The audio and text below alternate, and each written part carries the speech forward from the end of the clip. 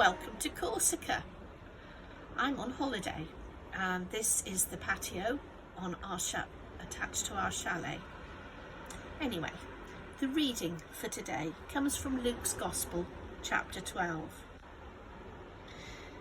But know this, if the owner of the house had known at what hour the thief was coming, he would not have let his house be broken into. You also must be ready, for the Son of Man is coming at an unexpected hour. Peter said, Lord, are you telling this parable for us or for everyone?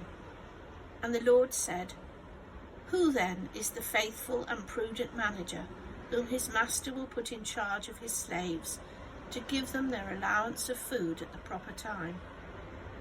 Blessed is that slave whom his master will find at work when he arrives. Truly I tell you, he will put that one in charge of all his possessions. But if that slave says to himself, My master is delayed in coming, and if he begins to beat the other slaves, men and women, and to eat and to get drunk, the master of that slave will come on a day when he does not expect him, and at an hour that he does not know, and will cut him in pieces, and put him with the unfaithful.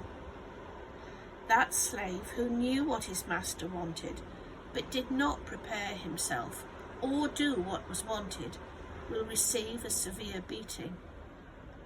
But one who did not know, and did what deserved a beating, will receive a light beating. From everyone to whom much has been given, much will be required, and from one to whom much has been entrusted, even more will be demanded. That reading is about Jesus' second coming. He doesn't give us a time, an hour, a day, even a year, but we know that he will come again. So when I first read it, I thought, well, he hasn't come yet. I've got time to think about it. I might as well sit here and listen to the sea and look at the lovely scenery while I think.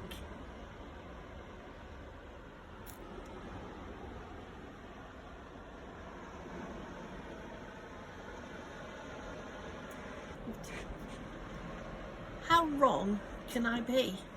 Because I was wrong. If the thief didn't know when the master was going to come, we don't know when Jesus will come. It could be at any moment, and we have to be ready for it. If you think about the first century followers of Jesus, known as the Way, they worked very, very hard to convert people to believe in Jesus, to see that Jesus loved them, and to be baptized. They thought that Jesus was going to come back in their lifetime, and to do that, they had to be ready and they had to be seen to be working hard. One of the earliest converts was Paul, St. Paul, who went travelling around the Mediterranean cities. Each city had its own society, its own beliefs, its own way of thinking. But in each city, he went and taught the love of Jesus and repeated Jesus' gospel. And as the churches were set up, he'd often stay with them up to a couple of years at a time. And so the epistles were written as he moved on and would then write back to these various communities, trying to help them with the problems they faced. Similarly, the church in Jerusalem was faced with problems because there were things happening like Gentiles coming, and at first they were told that they had to become Jews before they could become Christians. And then Peter, if you remember, had that wonderful vision one night of a table set with all different types of food. And on that table, he realised that anybody could eat, whether they were Jew, whether they were Gentile, or whatever. And so the Church of Christ was opened to one and all. There was work going on at a rapid rate of knots, because they really thought that Jesus was coming any moment, any day. gradually some of the people died, and they realised that they had to write down the life of Jesus. So Mark's Gospel was written, and then followed by Matthew and Luke, and much later by John. And those are our works now that we learn to read and to love, to learn more about Jesus.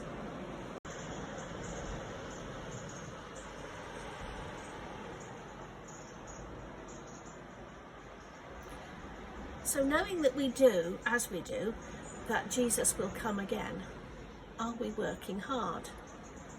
And I'd like to draw your attention to the last couple of verses in the passage that I read.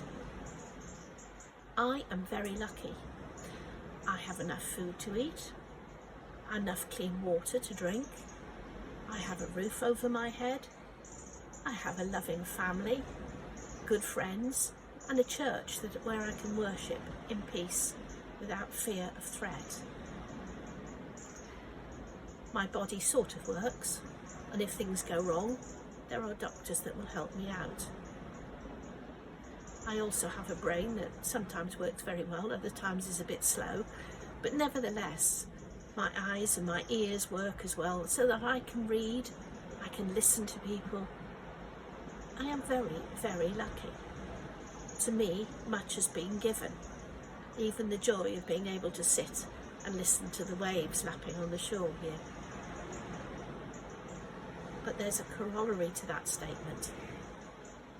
For everyone who has much, much will be expected. So if Jesus was to walk in on me today, I hope I'd recognise him. I know he won't look like Robert Powell. We probably won't be wearing a long white gown either. But I do hope that I recognise him. And I hope that in my humility, which will be honest, he will forgive me for the times that I have put off doing the things that I should have done. So think to yourselves, maybe Jesus will walk in on you sometime today to take you away. Are you fortunate? Have you been, like me, able to live a fairly easy life? Because if you have, much will have been expected of you. Are you giving back to the Christian faith what it gives to you? I'm sure you're probably all saying yes. I certainly hope so. But if you have any doubts when you're coming to church, just ask. Anyway, from Corsica, goodbye.